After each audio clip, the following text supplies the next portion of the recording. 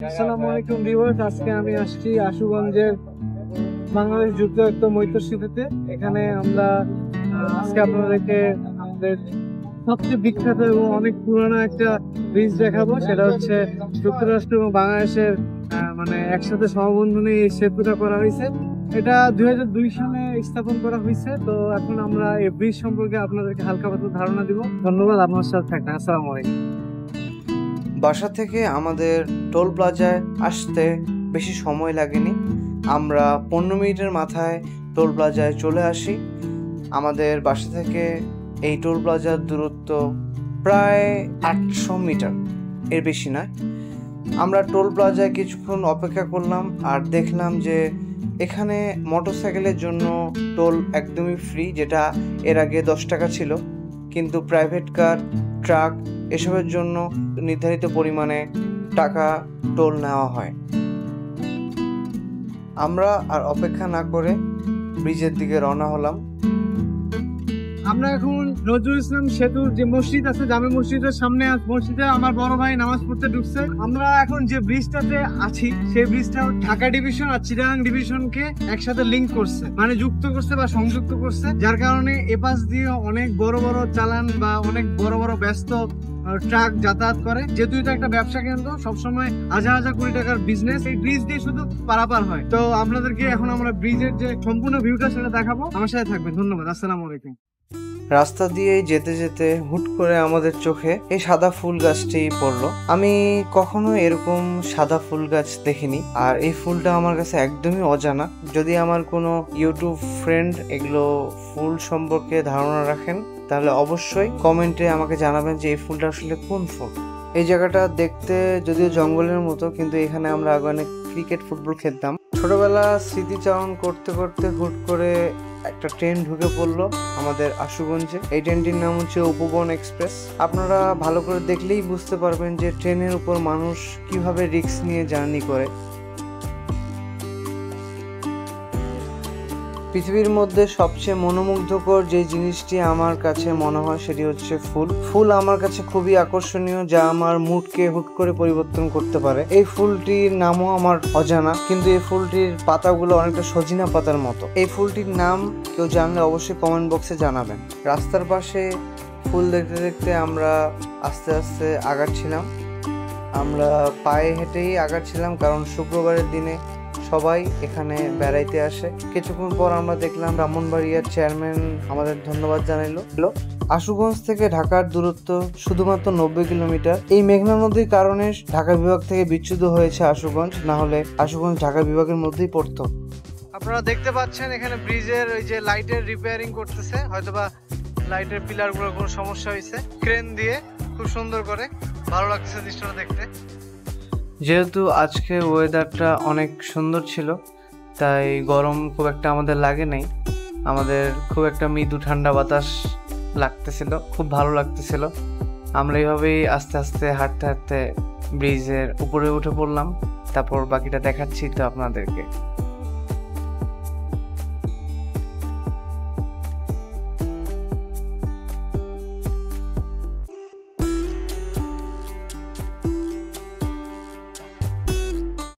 তো ভিউয়ার্স, আমরা বর্তমানে সড়ক সেতুতে দাঁড়ায় আছি, আর ওপাশে আপনারা অবশ্যই দেখতে পাবেন একটা লাল রেল সেতু, একটা সাদা রেল সেতু। রেল সেতু আর সাদা রেল সেতু কেন আপনাদের মনে প্রশ্ন আসতে পারে যে এখানে দুইটা কেন রেল সেতু। যাই হোক, আমি আপনাদের এটা কনফিউশন ক্লিয়ার করে দিচ্ছি। লাল সেতুটা সেটা হচ্ছে যুদ্ধের আগে তৈরি করা, সেটা প্রথম সেতু ছিল, তখন সড়ক সেতু ছিল না। লাল সেতুর একটি স্প্যান ধ্বংস করে দেওয়া হয়েছিল, কারণ যেন পাক বাহিনী 1971 সালের যুদ্ধের সময় গোলা বারুদ এই পারে না আনতে পারে, মানে ঢাকা থেকে চিটাগাং যেন না আনতে পারে। তারপরে আমাদের এই সড়ক সেতু স্থাপন করা হয়েছে 2002 সালে, এবং কি সর্বশেষ যে সাদা সেতুটি দেখতে পাচ্ছেন ওটা অত্যাধুনিক ব্রডগেজ লাইন নিয়ে রেল সেতু তৈরি করা হয়েছে। এখন আমরা আরো ভালো করে দেখি। ঘূর্ণিঝড় রিমাল হওয়ার পর থেকেই ওয়েদারটা অনেক সুন্দর ছিল। কিছুদিন আগে রোদের উত্তাপ খুব বেশি ছিল, কিন্তু এখন যেহেতু ঘূর্ণিঝড় রিমাল প্রবাহিত হয়েছে, তাই সবকিছু খুব সুন্দর নির্ঝুম ছিল। আর কিছুদিন পর পর বৃষ্টি হচ্ছিল। আমি আর রনি ভাই কিছুক্ষণ সময় এখানে অপেক্ষা করলাম, আর আমরা গল্প করলাম। তারপর আমরা একসাথে কিছু সময় স্পেন্ড করলাম।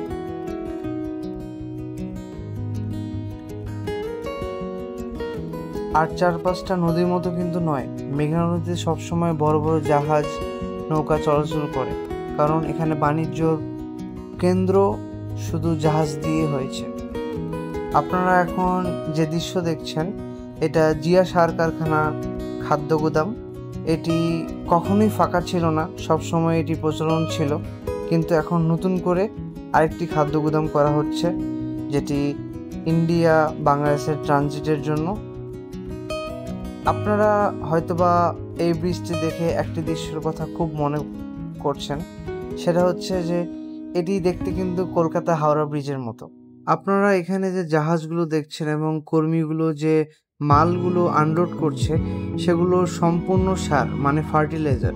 যেহেতু জিয়া সার কারখানার মেইন ঘাট এটা, তাই সমস্ত সার এখান থেকেই ওরা কালেক্ট করে এবং এখান থেকেই ওরা ট্রান্সমিট করে। আপনাদের জন্য একটি দুঃসংবাদ রয়েছে, আজ সন্ধ্যার সময় ট্রেন থেকে একটি বালক এখানে পড়ে গিয়ে মৃত্যুবরণ করেছে। ইন্নালিল্লাহি ওয়া ইন্না ইলাইহি রাজিউন।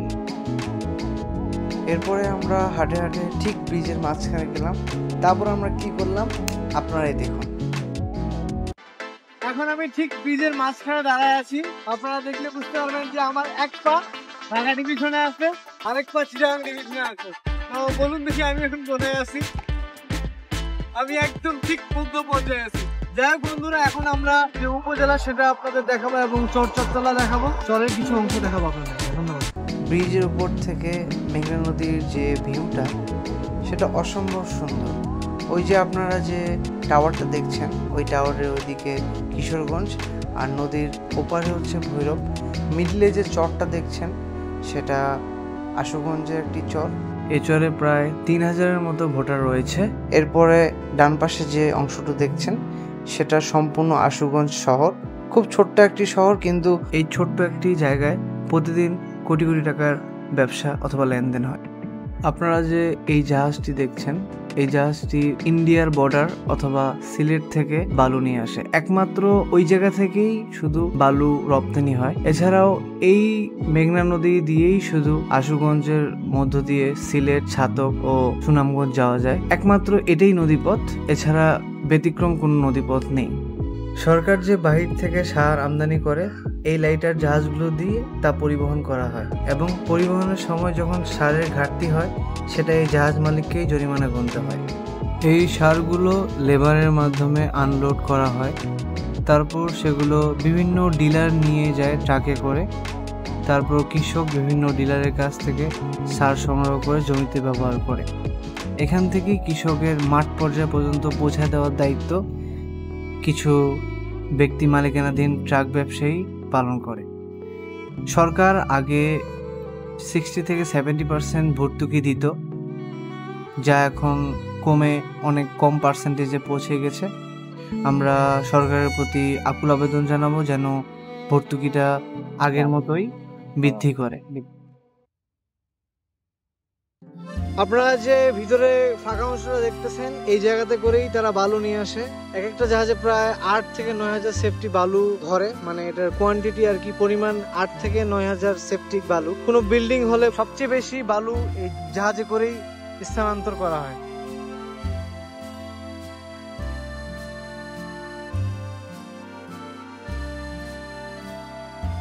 ধন্যবাদ ভিউয়ার্স এতক্ষণ দেখার জন্য। এর পরের পার্টে অবশ্যই থাকবে আশুগঞ্জ সার কারখানা এক্সপ্লোরেশন, এবং সাথে থাকবে আশুগঞ্জ স্টেশন ঘোরাঘুরি এবং আরো কিছু বিষয় নিয়ে আমরা আসবো। যারা যারা আমাদের ভিডিও পছন্দ করেন, যারা যারা দেখতে ভালোবাসেন, তারা অবশ্যই লাইক করবেন, কমেন্ট করবেন। দেখা হবে ঠিক অন্য একটা ভিডিওতে, আর অবশ্যই আমার ভিডিওতে সাবস্ক্রাইব করে দেবেন। ধন্যবাদ, আসসালামু আলাইকুম। তো ভিউয়ার্স আজকে এ পর্যন্তই। ইনশাল্লাহ দেখা হবে আমাদের নেক্সট ব্লগে। যদি আমাদের ভিডিও আপনাদের কোনোভাবে হেল্প করে থাকে বা ভালো লাগে থাকে অবশ্যই লাইক, কমেন্ট আর সাবস্ক্রাইব করে দেবেন। আল্লাহ হাফেজ।